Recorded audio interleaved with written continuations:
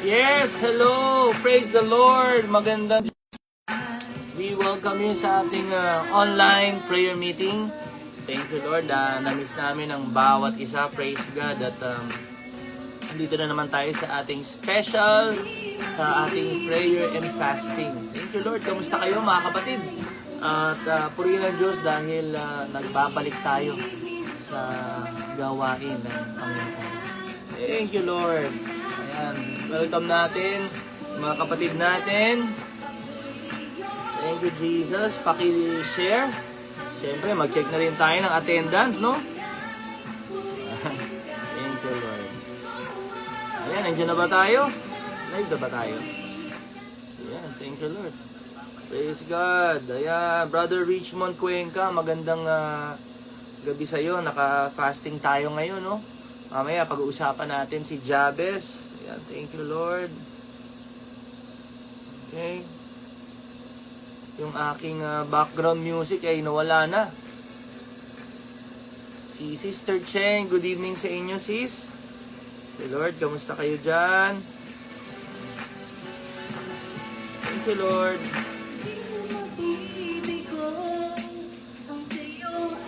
Thank you, Jesus. Meron din tayong mga pinamigay na mga manuals, online, physically. Meron din tayong printed, no? Sige. Riby May, hello, good evening. Praise God, praise God. Okay naman po ba yung sound natin, mga kapatid?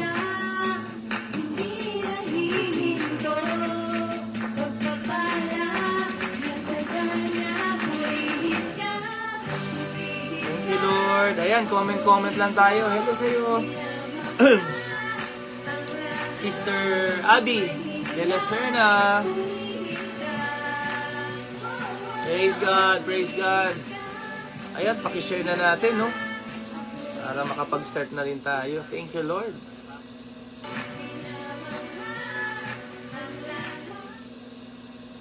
Nung may hiningay, purihin ka.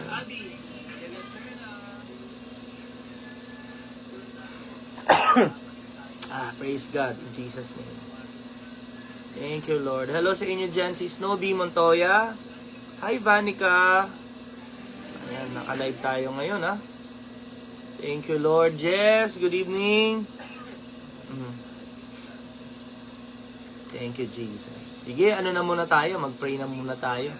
Salamat sa Diyos. Praise God sa ating prayer and fasting.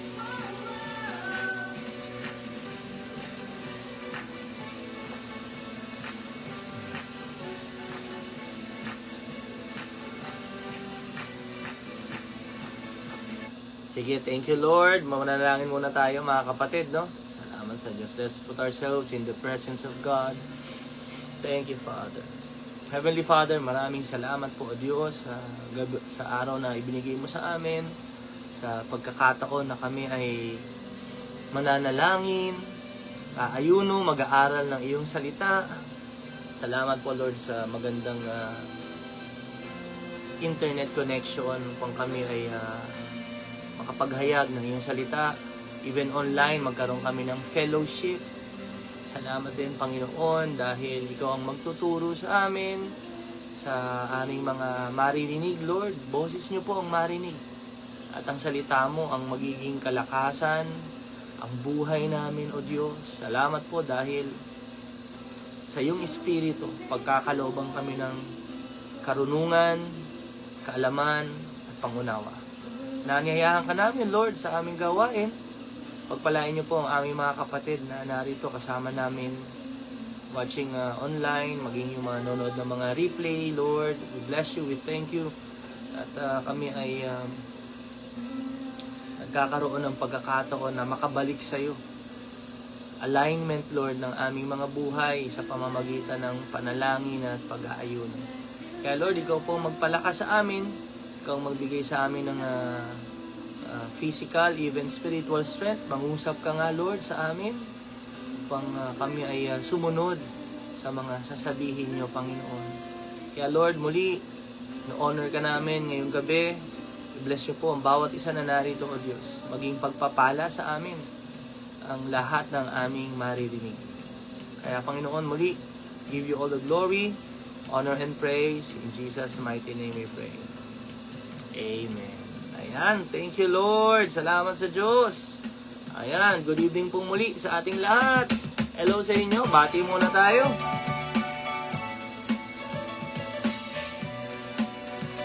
Hallelujah.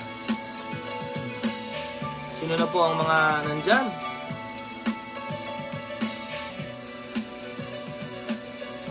Hello sa inyo dyan, Sister Jeannie De La Cruz. Good evening.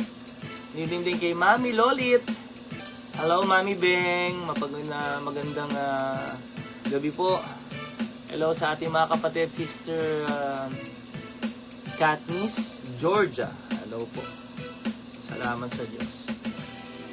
Ayan, welcome sa ating live, no? Ano ba itong ating ginagawa? Meron tayong online prayer meeting, prayer and fasting, no? Hindi man tayo nagmi-meet personally, pero online, alam ko, lahat tayo ay nagbabasa, mabalik sa pananalangin.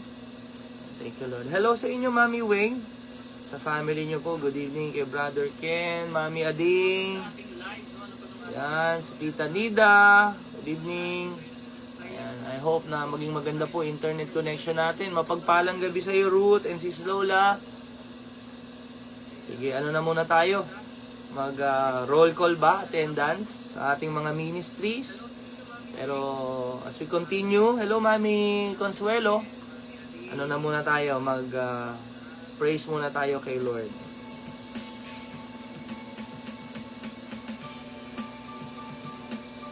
Ang awitin natin ay dahil sa iyo. Thank you Lord. Dahil sa Kanya, talagang naranasan natin yung pagpapala, no? Thank you Lord. Napakagandang awitin ito.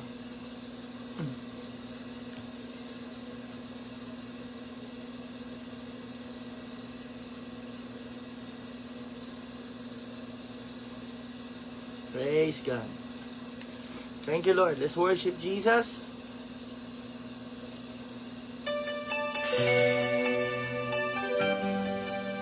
Good evening sa inyo dyan, Sister Grace. Thank you, Lord.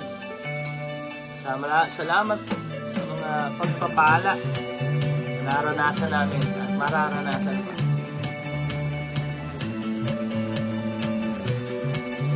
Mami Lilia, good evening. Daddy Edgar, Sister Shine.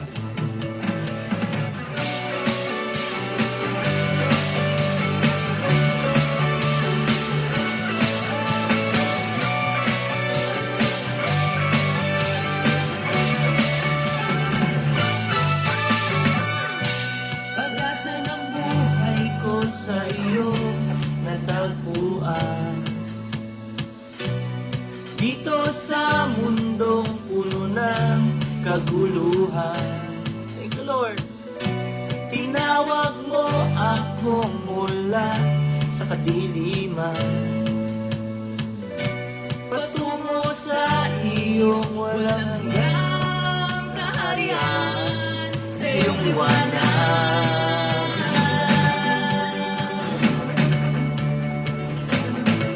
Sa iyong liwanag. Dahil sa iyo, Panginoon Jesus. Dahil sa iyo, nakamtan ko pagpapala at pangako mo. Tinubos mo ng iyong dugo, pinalaya at binago mo. Panginoon Yesu Cristo, salamat sa liwanag mo. Tatanghal ko pangalan mo, buong buhay magpupuri sa iyo.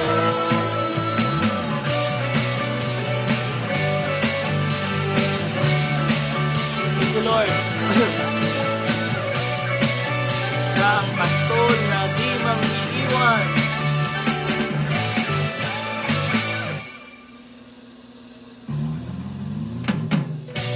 Ikaw ang pastol na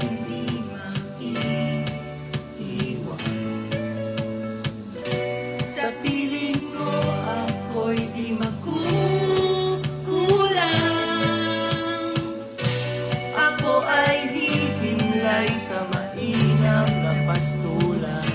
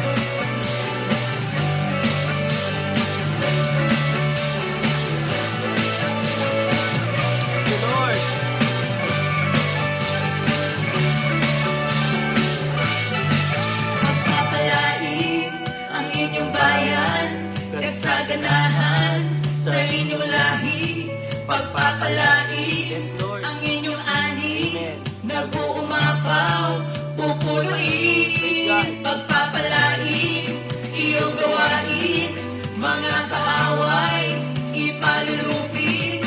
Pagpapalain, sa lahat ng bagay, ang inyong yaman, pararabihin. Lord.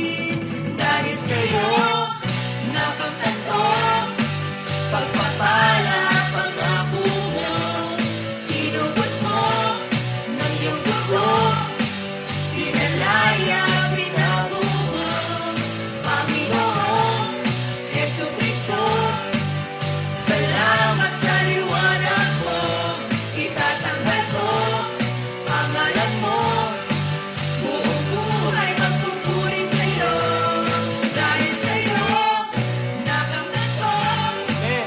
pagpapala at pangako mo, pinubos mo, ng iyong dugo, pinalaya at pinago mo, Panginoon, Yesu Cristo, salamat sa liwanag mo, itatanghal ko, pangalan mo, buong buhay magpupuri sa'yo.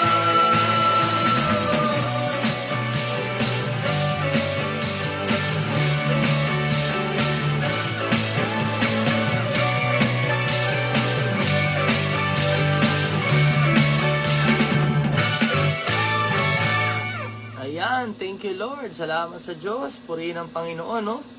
Dahil kay Jesus talagang naranasan natin mga pagpapala. Mga pangako nga kay Abraham. Pinangako na rin sa atin. Matatanggap din natin. Kaya maraming salamat sa Diyos. Muli, binabati namin kayo ng magandang gabi at welcome sa ating special na online prayer meeting para sa ating mid-year prayer and fasting. So, ano muna tayo? Alis tayo ng mga distraction sa buhay natin and mag-focus tayo sa pakikinig sa Diyos, no? Sa mensahe niya sa atin. Ano ba yung mga pinapakita ng Panginoon, gusto niyang pagawa sa atin? Mas maririnig kasi natin siya ng malinaw kapag tayo ay hindi distracted at nakafocus, no? Sa Kanya. Kaya purihin ang Panginoon. Sa 5 araw na to, palalakasin tayo ng Diyos. This is our day 1, first day. Good evening po sa mga kapatid natin. Kunin natin yung mga manuals natin, Bible. Meron ba kayo dyan? Para sa ating study sa 1 Chronicles, chapter 4. Ayan. Verse 9 to 10. 1 Chronicles, chapter 4, verse 9 to 10. Yan yung ating babasahin. Sige, salamat sa Diyos. Good evening sa ating mga kapatid, no? Paki-attendance na, maganda. Salamat sa Diyos. Babasahin ko po siya sa New International Version. Sabi po rito sa verse 9 hanggang 10, sabi po dito, Jabez was more honorable than his brothers. His mother had named him Jabez, saying, I give birth to him in pain. Jabez cried out to the God of Israel, Oh, that you would bless me and enlarge my territory. Let your hand be with me and keep me from harm so that I will be free from pain. And God granted his request. Sige po, manalangin tayo mga kapatid. Salamat sa ating Diyos. Panginoon, aming Ama sa langit, nagpupuri kami, sumasamba kami sa iyo. Salamat po sa salita na ibinigay mo sa amin. Salamat po dahil ikaw ay magtuturo. Mangaral ka at mangusap sa amin, Panginoon. Makita namin ang kahalagahan ng panalangin at pag-aayuno. Lord, this year, we are declaring your word, Psalm 81:10, that you will bless us with many good things. Kaya Panginoon, salamat po. Dahil maraming mabubuting bagay ang ipaparanas mo sa amin. Pagpapalain mo kami. we will experience God's fullness. Muli, O Diyos, kami po ay nagpapasalamat. Pagpalain niyo po ang aming mga puso at isipan, alisin ang mga distraction, upang kami ay makapagbigay ng buong atensyon sa iyo. Salamat po, Lord, at muli ang magandang connection sa internet upang makapaghayag kami ng iyong salita. At the same time, matanggap ng lahat ng mga handa. Salamat po, Lord. Mangusap ka. Magsalita ka po. Kaming mga anak mo ay handang makinig. Maraming salamat, O Diyos. Sa pangalan ni Jesus. Amen. Ayan, salamat sa Diyos na buhay. Muli, mga kapatid, magandang gabi sa inyo, no? Ngayon po, simula ng ating day 1 sa ating prayer and fasting. Ito ay 2 verses pa lamang, no? Ang ating babasahin, pero punong-puno po ng mahalagang aral at mga example na dapat nating tularan. Sa ating po pag-aaral, no, meron tayong mga questionnaires. So, may mga sasagutan tayo, mga katanungan. Nabasa nyo na ba yan? Meron na ba kayong mga sagot? At ang Panginoon ay patuloy na mangungusap sa atin. Sige po, sisimulan ko na ang unang katanungan na ibinigay sa atin. Pang masagutan natin. And then after nito, ng ating OPM, maganda po makapag-join kayo ng mga cell group para makapag-fellowship, encourage at makapag-sharing din ng mga insight natin. So dito po sa ating binasa, no, sa 1 Chronicles chapter 4, alam nyo ito ay ang mga panahon na ito'y sinulat, pagkatapos nila na mabihag. So inililista po nila. Inililista nila yung mga lahi, yung mga lipi, sino yung mga anak ng ganito. So napakahalaga na makita natin yung cultural and historical context. So meron pong pangalan na sinasabi ay Jabez. Alam natin ang ibig sabihin, kaya Jabez ang kanyang pangalan, narinig nyo na yan, is dahil nung siya ay pinapanganak ng kanyang nanay, talagang nakaranas talaga siya ng matinding sakit. Doon sa binasa natin, I give birth to him in pain. Can you just imagine that? Si Jabez, simula nung siya'y nabuhay dito, hanggang kanyang paglaki, ang pangalan niya ay sakit, sorrow. Diba? Mag-araw-araw, yun ang tawag sa'yo. Alam nyo, napakahalaga po ng pagbibigay ng pangalan, diba? Sino ba yung isang pangalan na kilala nyo na hindi naging maganda rin yung buhay niya, kaya pinalitan ng Diyos yung kanyang pangalan? Si Jacob, siya yung mandaraya, supplanter, deceiver. Kaya nga, sa kanyang buong buhay, dinaya niya yung kanyang pamilya, yung kanyang tatay, yung kanyang kapatid. Hindi naging maganda yung buhay niya. Pero ang ginawa ng Lord, pinalitan yung kanyang pangalan. Dito naman kay Jabez, siya ay nagdulot ng matinding kapighatian, sakit, kalungkutan siguro sa nanay, siguro hirap na hirap nung siya ay pinapanganak sa mga panahon na yun. Pero merong nabanggit sa kanya, he was more honorable than his brothers. His mother had named him Jabez, and saying, I gave birth to him in pain. Sabi sa verse 9. So buksan po natin ang mga katanungan, no? Unang-una, bakit po binigyan diin ng Biblia na si Jabez ay higit na marangal kaysa sa mga kapatid? Yun, binasa natin, Jabez was more. He was more honorable than his brothers. Wala pong nabanggit sa kanyang mga kapatid. Pero sinasabi rito kay Jabez, napakaisi ng mga sinabi sa kanya, pero he was more honorable. Ang ibig sabihin po, no, yung word na honor or honorable is the word kabed. Ang ibig sabihin po nun, may bigat, may magandang karakter talaga. In a spiritual sense, talagang nabuhay siya na nalulugod ang Diyos sa kanyang pamumuhay. So ano yung mga aral na matututunan po natin dito? When we hear the word honor, Ang kanyang pangalan ay pain. Ang kanyang pangalan ay sorrow. Wala pong nabanggit kung bakit siya mas honorable. Pero makikita natin doon sa kanyang istorya, sa kanyang panalangin, sa kanyang buhay, kung bakit naging honorable. Higit pa nga. Kasi syempre, marami sa atin siguro, no, o may mga kakilala tayo, nabubuhay na sila sa kanilang nakaraan.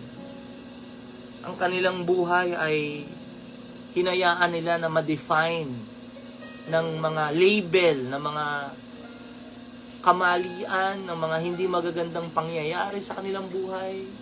Nakakalungkot, pero may mga tao na hindi makapag-move on dahil sa kanilang pagkakamali, dahil sa kanilang masakit na pinagdaanan, sa hindi magagandang experiences sa buhay. Si Jabez halos ganun din di ba? Hindi na naging maganda yung kanyang experience. Sabi mo, mula pagkabata, talagang siya yung nagbigay ng sakit sa kanyang magulang.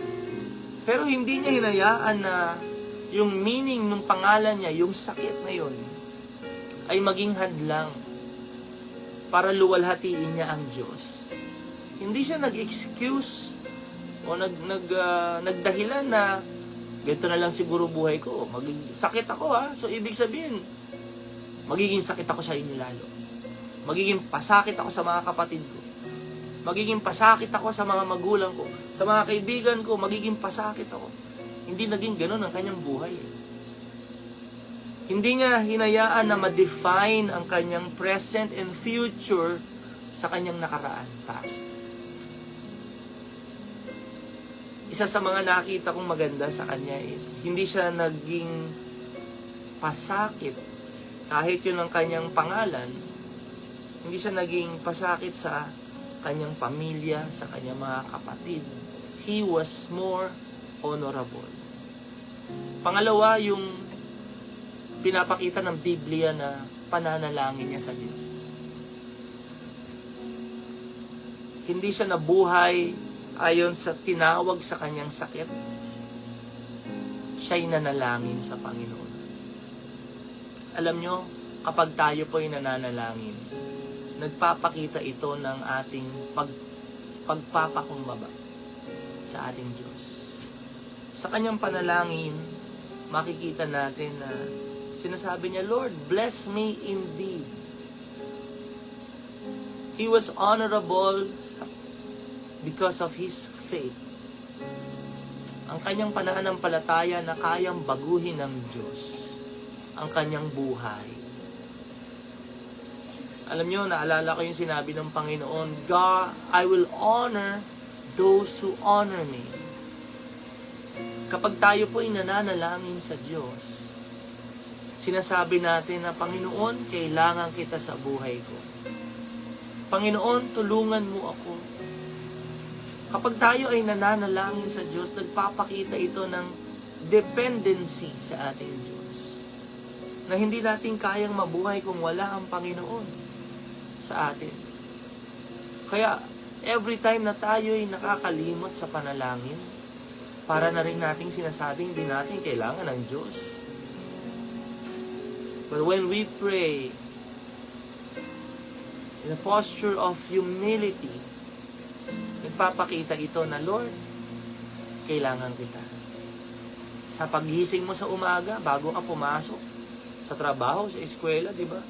Kapag ikaw ay nananalangin, sinasabi ng pamumuhay mo that you honor God with your whole life. Kaya araw-araw, bawat oras, manalangin tayo.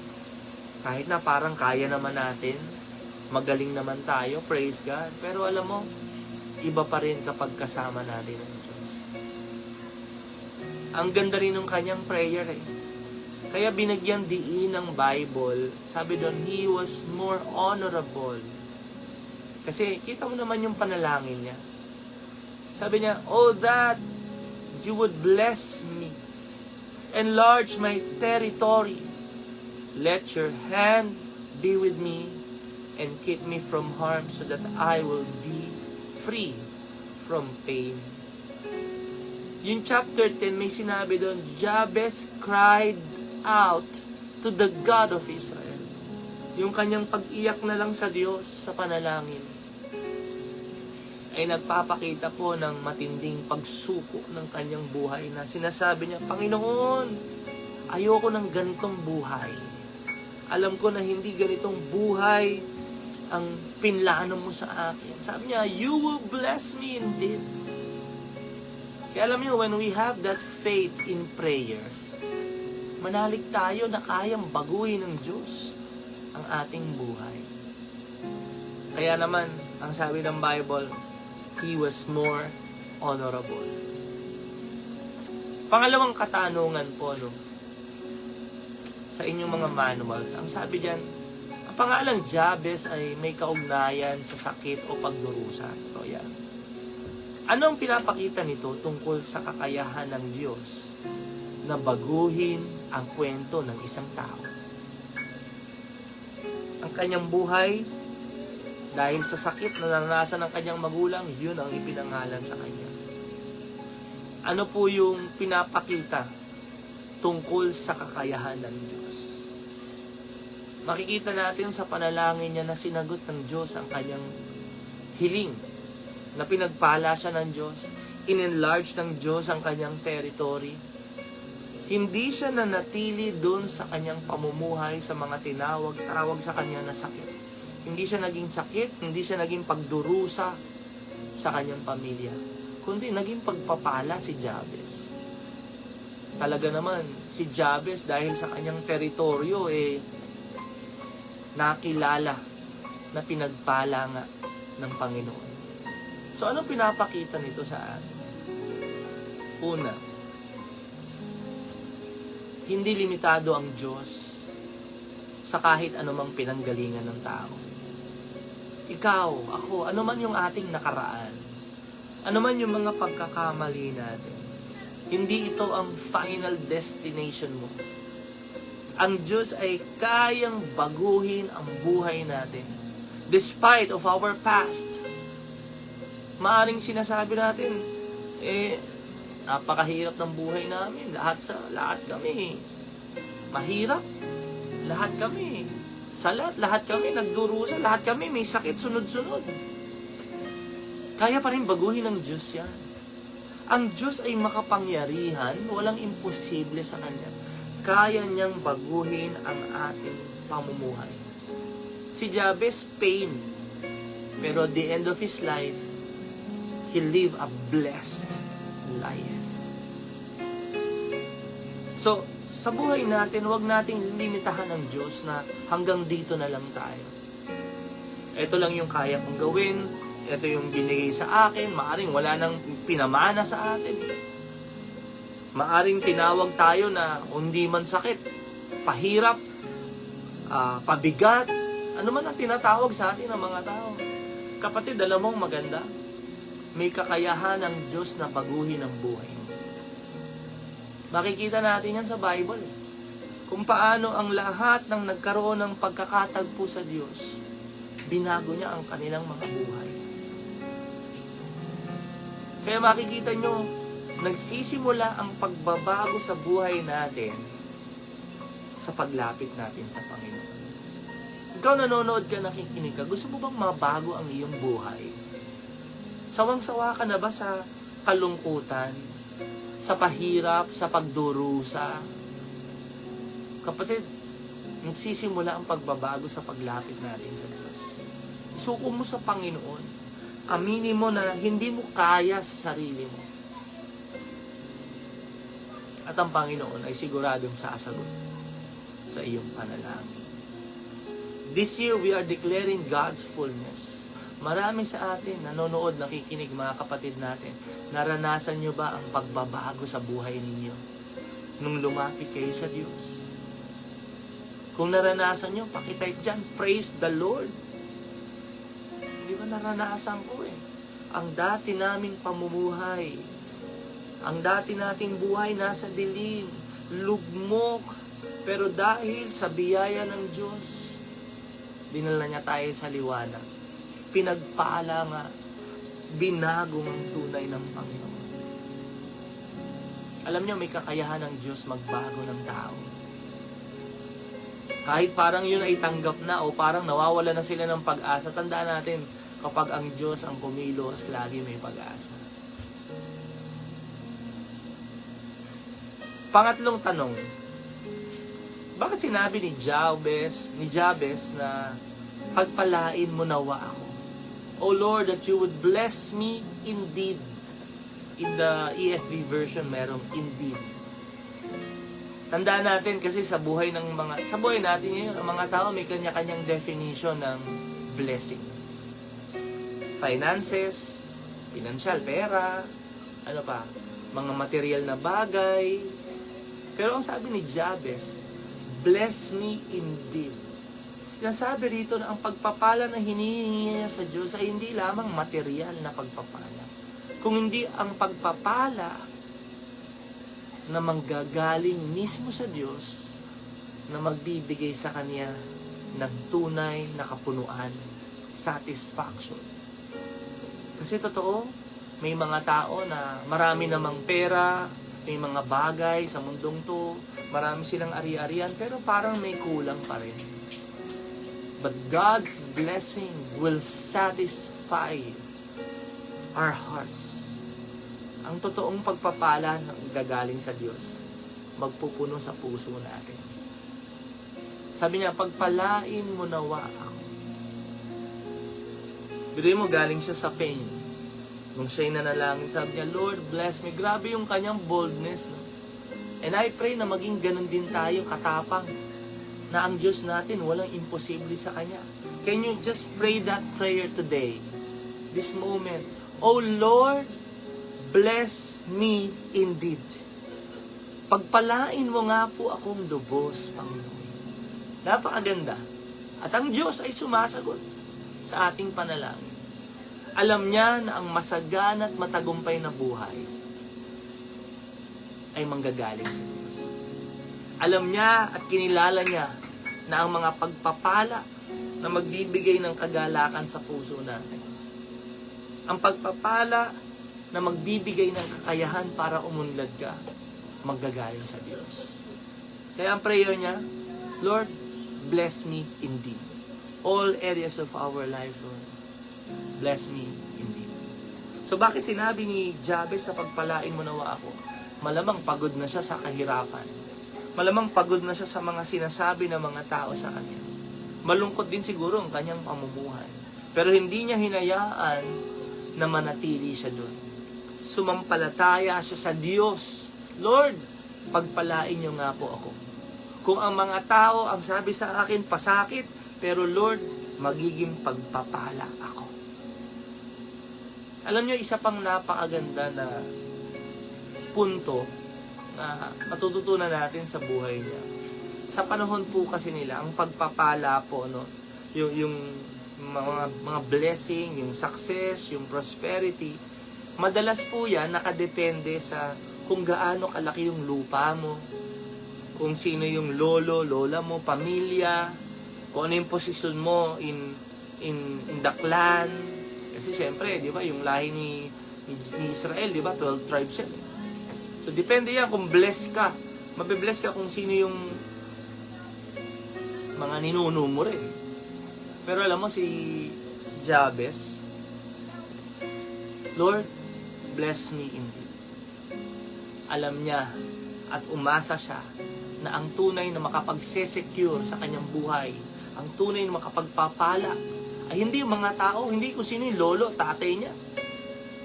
Yung mamanahin niya, hindi. Ang pagpapala hiningi niya sa Diyos. Lord, bless me indeed. Kaya purihin ng Diyos, maaring hindi maganda ang iyong background sa family. Maaring walang naipamana sa yung lolo mo, tatay mo, nanay mo. Okay lang, kung meron, praise God. Pero paano kung wala? Okay lang, kasi kaya ka pa rin pagpalain ng Diyos. Ang Panginoon ay kayang magpala sa iba't ibang paraan. Mayaman ang Diyos natin, siya ang may-ari ng lahat. Langit at lupa, siya may-ari yan. Kaya, panalangin natin. Be bold enough and courageous. Lord, bless. Question number 4. Ano ang ibig sabihin ng panalangin ni Jabez na palawakin ng Diyos ang kanyang hangganan. Expansion of territories. Enlarge my territories. Kasi nga, di ba, syempre, may mga lupa sila eh. Pero ang sabi ni Jabez, Lord, hindi lang ito. Hindi lang yung saklan ko. Lord, ang gusto ko, you expand my territories. Ang ibig sabihin po niyan, mga kapatid, dahil pagpapalain mo ako, Panginoon, gusto ko, Panginoon, na yung influence, yung mga tao makikilala, sino may-ari ng malaking lupa na yan? Sino may-ari ng mga magagandang lupain na yan? Pag narinig nila, si Jabez na pinagpala ng Diyos. Hindi ba ito'y magbibigay karangalan sa Panginoon? Ito ay magbibigay ng kapurihan. Talaga, binilas siya ni Lord. Wow, sino bang Diyos yan? Enlarge my territory, ang sabi niya doon. You would bless me and enlarge my territory. Humihingi siya ng expansion ng kanyang teritoryo upang mas lalo niyang maipahayag na merong Diyos na nagbago ng kanyang buhay. Sa buhay natin ngayon, we can pray that prayer. Lord, open doors of opportunities. Increase nyo nga po yung power, yung influence na meron ako. Put me in high position, not for myself, but to bring glory to the name of Jesus. To share the gospel of Jesus. Alam nyo, ito ay isang susi sa answered prayer. Gusto nyo bang ma-promote? Gusto nyo bang mailagay ka ng Lord sa mataas na posisyon? Gusto mo bang i-increase ng Lord yung influence mo? Gusto mo bang maging powerful? Alam nyo, ang puso natin is to give God glory. God can bless us. God can increase our influence. Pero ang tanong, ano yung motivation natin? Ano yung intention natin? Not to make our name great, but to lift the name of Jesus and to share the gospel. Ilalagay ka ni Lord sa mga posisyon na kung saan mga tao'y makikinig sa iyo para ipahayag ang magandang balita ng pagliligtas mo. Kaya, dito sa kanyang prayer, let's not settle for mediocrity na pwede na to, pwede na yan. Wag. Let's pray na, Lord, increase mo nga yung influence ko. Lord, increase mo nga yung power, yung position, para maipahayag ko ang iyong pangalan. Maluwalhati ang pangalan ng Diyos na nagpapala sa akin. Can you just think of that? Sa ating gobyerno. Panalangin natin, no? Kasi maraming tao, may mga pagkakataon na gusto nilang maging lagay sa posisyon, sa kapangyarihan, pero anong intention? Let's declare, let's pray that God will raise up godly people, Christian people in our government na magbibigay karangalan sa Panginoon. That they will serve the Lord, serve the nation with integrity. Panalangin natin. Imagine kung meron tayong Kristiyano na mga senators. Totoo presidente, vice president. Kung yan lahat ay may takot sa Diyos. Kung ang mga kapangyarihan, katanyagan, o yung kanilang mga influence ay gagamitin nila for the good, to give God glory. Napakaganda ng bansa natin. Naalala ko yung Proverbs 29. When the righteous increase, verse 2, the people rejoice. But when the wicked rule, the people groan. Sa mga taong matuwid, dalangin natin, mag-increase yung influence. Dumami pa ang mga taong makadiyos. Sabi kasi kapag matuwid ang namamahala, bayan ay nagsasaya. Let's declare and believe that God will put godly people, righteous, and with the integrity na magsaserve sa ating bansa. Kaya napakaganda po nung panalangin niya na palawakin ng Diyos ang kanyang hangganan, territories. Not just for material blessing, not just for having big or large properties, but to use His power and influence to make God known. Number 5, bakit mahalaga ang panalangin ni Jabez na sumakanya ang kamay ng Diyos. Ang sabi niya, Lord, let your hand be with me. Meron tayong taon, which is yung kamay, divine intervention. Hiningi niya na ang Lord, ang kamay mo, huwag mawawala sa akin. Ibig sabihin, yung kapangyarihan mo, yung presensya mo, Lord, huwag mawala sa akin. Alam niyo po, ibig sabihin yan, mga kapatid. In-acknowledge, kinilala ni Jabez na ang pagpapala ay matatanggap, mananatili, at makakaranas siya ng tagumpay sa pamamagitan lamang ng kamay ng Diyos. Hindi niya tinanggap ang pagpapala na hindi galing sa Panginoon. Naalala ko sinabi ni Moises, Lord, if your presence will not go with us, we won't go. Hindi nakalimutan ni Jabez ang nagpala. Kasabay ng pagpapala, hiniling niya na patuloy siyang samahan ang presensya ng Diyos. Tatanggapin mo ba ang pagpapala ng Diyos kung wala ang Diyos sa buhay mo? Maraming pagkakataon siguro, ang hinihiling natin, binigay ng Lord, tapos nakalimutan na natin siya. Naunawaan ni Jabez kung gaano kahalaga yung presence ng Diyos. Yung pagsama ng Panginoon. Dahil alam niya na ang pagpapala, may kapalit din na mga pagsubok, may mga problema rin siyang haharapin. At mapagtatagumpayan niya yon kasama ng Diyos. Kaya sa mga pagpapala na meron tayo ngayon, lagi nating hingin ang kamay ng Diyos. Hingin natin yung presensya niya. Lord, bigyan niyo po ako ng trabaho, pero Lord, yung trabaho na yun, gusto ko naroon ka. Hindi ako mapapalayo sa iyo.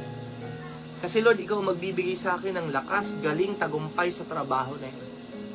Lord, bigyan niyo nga po ako ng negosyo. Palakasin mo negosyo ko. Pero Lord, yung negosyo na yun, gusto ko naroon ka. Kasi kung wala yun, baka malunod lang ako sa mga material na bagay. Lord, bigyan niyo ako ng magandang relasyon, pamilya. Pero kung wala at hindi mga sumasampalataya, Lord, hindi na lang. Kasi malalayo lang ako sa iyo. Magkaroon tayo ng ganung klaseng panalangin. Speaking of blessings, merong isang hari, nasa kanya lahat ng blessings na gusto ng tao. Karunungan, pinakamarunong sa lahat, pinakamatalino. Yung mga ibang mga hari rin na pumupunta sa kanya para magtanong. Galing, makapangyarihan, mayaman, silver and gold, nakakalat lang sa kaharian. Hindi lang yun. Lahat ng gusto niyang gawin, nagagawa niya. All his passions. Yung mga nais niya. Gusto niyang may kakanta sa harapan niya. May mga aawit. May mga magpapasaya sa kanya. Entertainment.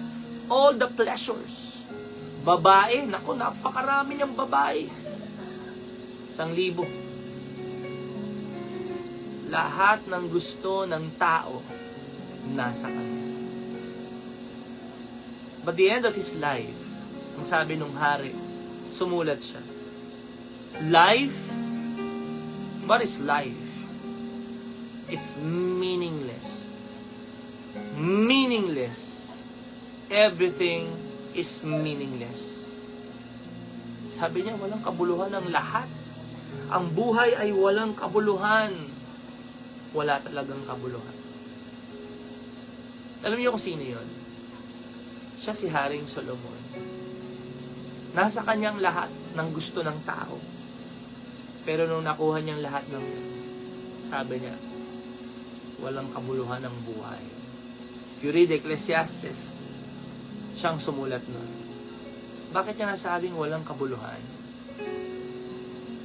Sapagkat sa mga pagpapala na meron siya, wala sa kanya ang presensya ng Diyos. Life without God is meaningless. Maaring makuha mo yung gusto mo, pero pag wala ang Diyos, kulang pa din.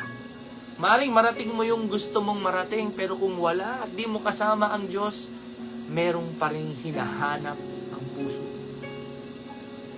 Sapagkat ang puso ng tao ay laging naghahangad Para bang may butas na tangi ang gumawa lang nito ang makapagpupuno. Ang hinahanap ng puso mo ngayon, bakit kulang pa rin? May pera naman ako, may bahay ako, may pamilya ako, pero parang may hinahanap pa rin ako. Hindi mo mahanap yun sa mga bagay sa mundo. Sapagkat Diyos lang ang makapagpupuno.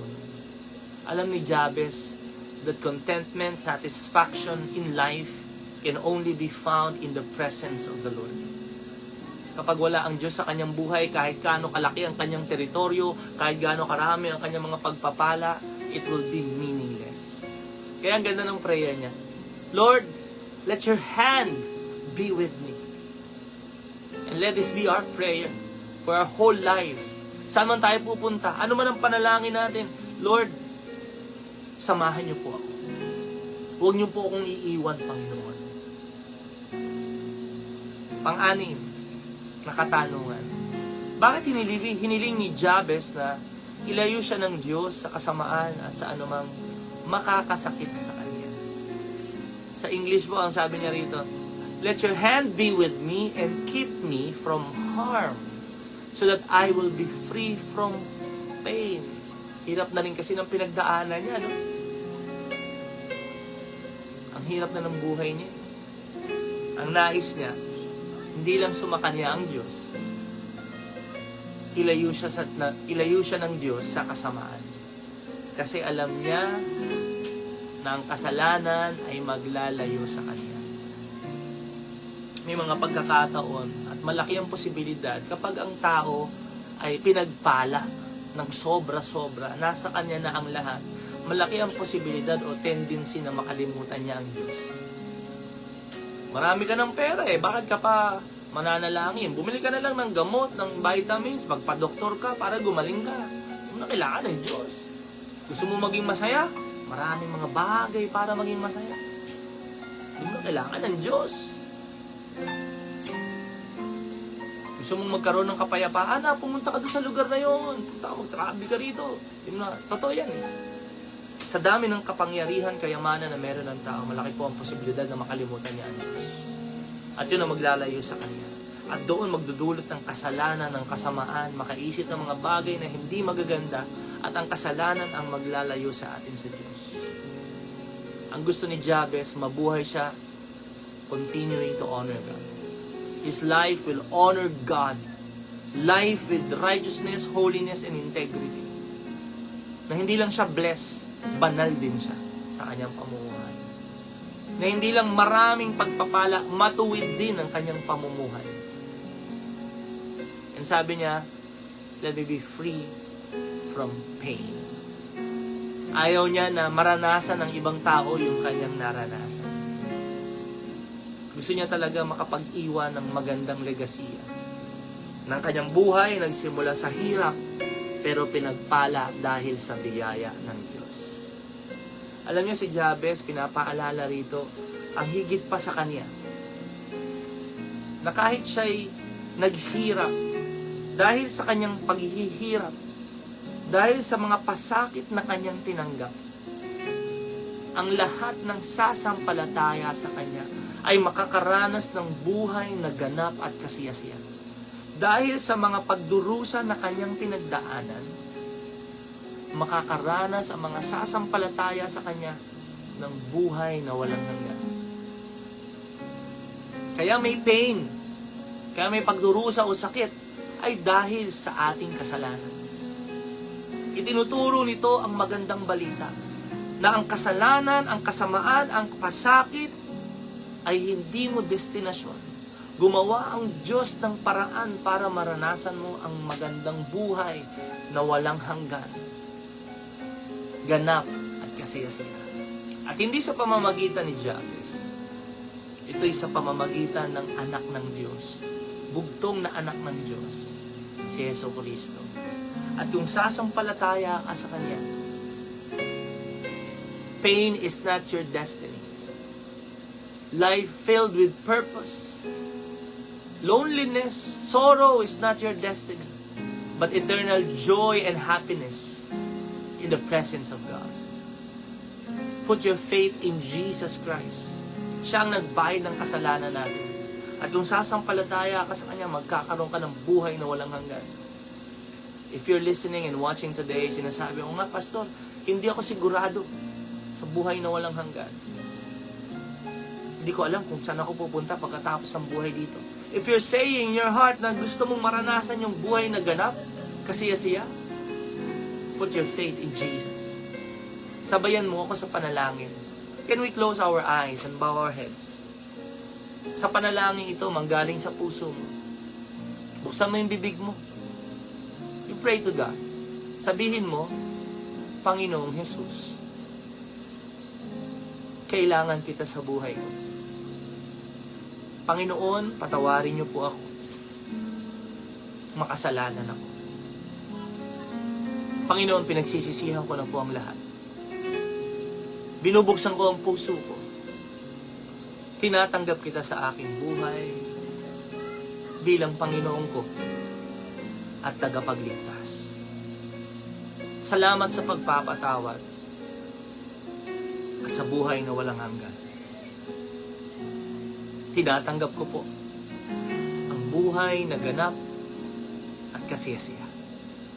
Salamat po sa pagpapatawad mo sa amin.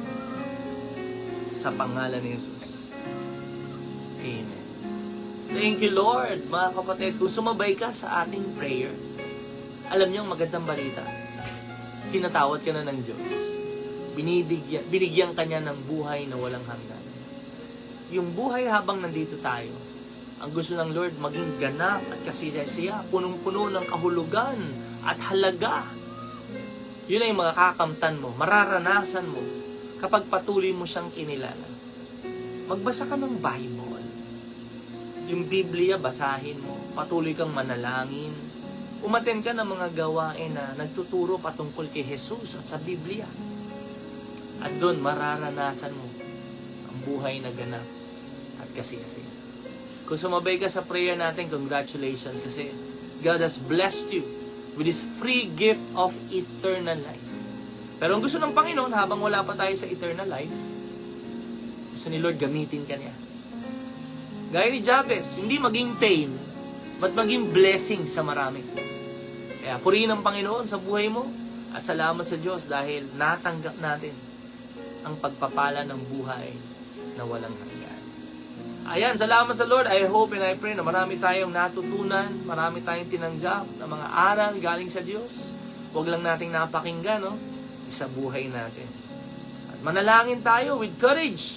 Lord, you will bless me indeed. Enlarge my territories. Your hand be with me. Keep me from harm, and I will be free from pain. Alam mo, sinagot ng Diyos ang kanyang panalangin. Kaya sa ating panalangin, kapatid, sumasagot ang Diyos. Minsan pa, mag-pray tayo. Continue to close your eyes and bow your heads. Heavenly Father, maraming salamat po sa panalangin. Salamat po sa pagkakataon na makakatawag kami sa iyo at makakahingi ng tulong. Panginoon, hindi man naging maganda amin nakaraan. May mga nanonood, nakikinig na hindi maganda ang kanilang nakaraan, ang kanilang pamumuhay. Panginoon, magpakilala ka sa kanila. Baguhin mo, Lord, ang kanilang mga buhay. Simula nung sinuko namin ang buhay namin sa iyo, O Diyos, sumampalataya kami sa iyo, Jesus, bilang Panginoon at tagapagligtas. Salamat sapagkat mararanasan namin ang mga pagbabagong ito. Lord, Ikaw ang Diyos na makapangyarihan at buhay. Pagalingin mo ang mga may sakit. Ano man ang sakit mula ulo hanggang talampakan, pinagagaling mo. Ang mga nanghihinay, palalakasin. Ang mga naguguluhan ay bibigyan ng kapayapaan.